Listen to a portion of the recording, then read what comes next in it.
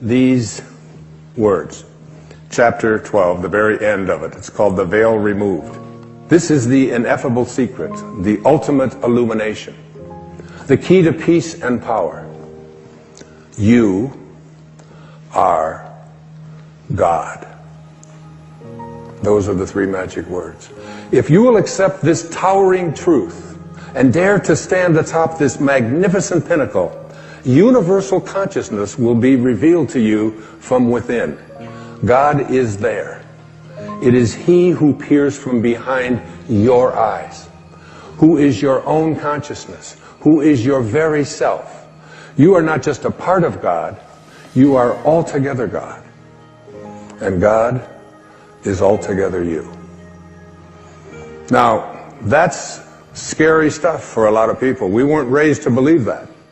I'm not saying that you ought to go out into the world and say, excuse me, but you know who you're talking to, that I am God. And the reason that we laugh is because we think of God as the God that we've created in our own image. The God of the ego, the God who's angry, the God who wants special favors, the God who has the ability to heal but withholds it. But there's another word that Jesus used in the New Testament, and this is the God I speak of, quoting Him. God is love. And He that dwelleth in love dwelleth in me, and I in Him. God is love. Pure, unconditional, blissful, divine love. That's who you are. The second great teaching was a man named Neville Goddard. Passed away in 1972. Lectured over in California, particularly in the 40s and 50s and 60s. I read his book, The Power of Awareness, 7 times. I gave it to each one of my children at Christmas a couple of years ago, and they called me up and they said, Dad, it's great, but I don't understand it. It's a little heavy. I said, well, then maybe it's part of my dharma to make it a little clearer. And chapter 27, the last chapter of his book, The Power of Awareness, it says this: in all of creation, in all of eternity, in all the realms of your infinite being, the most wonderful fact is that which is stressed in the first chapter of this book. You are God. You are the I am that I am. You are consciousness. You are the creator. This is the mystery. This is the great secret known by the seers and prophets and mystics throughout the ages. This is the truth that you can never know intellectually. If you want to understand something intellectually, what you must do is analyze it, come up with a formula for it, study it, look at other experts about it, and come up to a conclusion. If you want to understand something spiritually, you must first experience it. You must come to know this within. In the New Testament, which I read completely before I wrote Wishes Fulfilled, Jesus is about to be stoned. And he says, why would you stone me? And they say, because you blaspheme. You are a man, and you claim to be God. And Jesus responds in his words, is it not written in your laws that I have said you are gods? All of you. We are all gods. We have within us, not the God that so often we are taught is outside of us, but the God that is love, the God that is perfect love, the soul that wants to expand because it is infinite and doesn't want to be restricted. And I came across some great teachings that were sent to me. They showed up, as we often think they show up as accidents, but you come to realize that there are no accidents in this universe. Everything that takes place have the pieces moved around by something bigger than all of us. And so it was called the I Am Discourses. And I quote from the I Am Discourses. The first expression of every individual everywhere in the universe, either in spoken word, silent thought, or feeling, is I am, recognizing its own conquering divinity.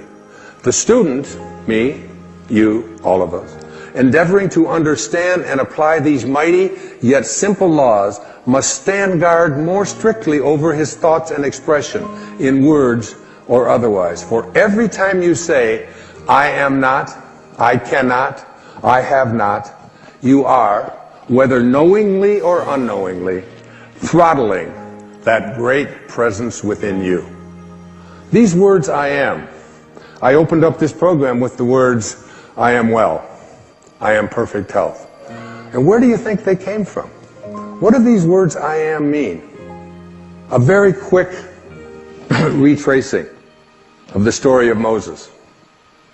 Moses, this little baby who was born at a time when the Pharaoh had ordered all male children to be drowned in the Nile, and Moses' mother took his little baby, put him in a basket, and floated him down the Nile. Moses was discovered by the Pharaoh's daughter. The Pharaoh's daughter raised Moses as her own son and the Pharaoh's grandson. But along in his late teen years, he got into a conflict and ended up seeing one of the Israelite slaves being mistreated, and he ended up killing him. So Moses had to take off because he was afraid for his own life. And he went out into the Sinai, and there married Zipporah and had children and was out as a shepherd.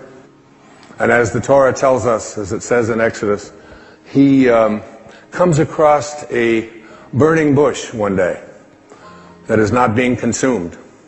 And the bush speaks to him. And rather than even misquote this even a little, I brought from my hotel room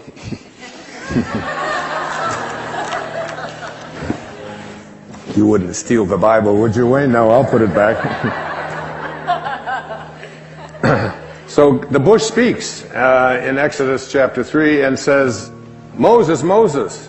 And the first words that Moses says to God are, Here I am. Then he said, Do not draw near here, this place. Take off your sandals and for your feet, for this place where you stand is holy ground. And God speaks to Moses and says, I want you to go to the Pharaoh and I want you to free your people. And Moses is going, wait, hold on here. Who am I? And who are you? Moses says to God, who am I that I should go to the Pharaoh and that I should bring the children of Israel out of Egypt? So he said, I will certainly be with you, and this shall be a sign to you that I have sent you. When you have brought the people out of Egypt, you shall serve God on this mountain. Then Moses says to God, Indeed, when I come to the children of Israel, and I say to them, The God of your fathers has sent me to you, and they say to me, What is his name? What shall I say to them? And God says to Moses, I am that I am. And he said, Thus you shall say to the children of Israel, I am has sent me to you. This is my name forever, and this is my memorial to all generations. My name is I am that I am. Now, every single time that you use the words I am, you are citing the name of God, right from the holiest books. And every time you say the words, I am weak, I am poor, I am unlucky, I am unhappy, I am sick, I am unable to attract into my life what you want, you are desecrating the name of God. God did not say, I will be. My name is, I hope things work out well. My name is, maybe things will show up that I wanted, but possibly not. He said, I am that I am. You must be conscious of how you use these words. I am. I am strong. I am well. I am content. Even if your senses tell you something different, I am. And as we move now into the meat of this program, you'll see that putting the words I am in front of something into your mind and imagination is a very powerful way to attract into your life. Recognizing your own divinity. I am God is not blasphemy. It is your identity.